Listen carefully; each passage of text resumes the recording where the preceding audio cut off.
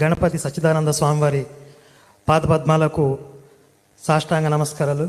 నేను చెప్పదలుచుకున్న విషయం ఒక 2-3 నిమిషాల్లో స్ట్రైట్గా చెప్పేస్తాను.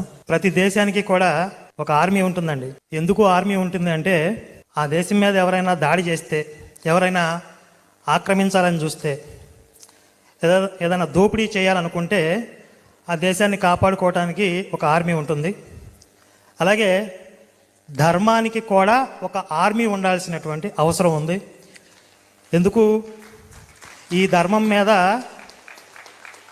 ఆక్రమణలు చేసేవాళ్ళు, దాడులు చేసేవాళ్ళు, దోపిడీలు చేసేవాళ్ళు ఉన్నారు. కాబట్టి ఇంతకుముందు సంతోష్ కుమార్ గారు చెప్తూ, నాట్ ఫస్ట్, మొట్టమొదట హిందూ ధర్మం ఎవరి మీద దాడులు చేయలేదు.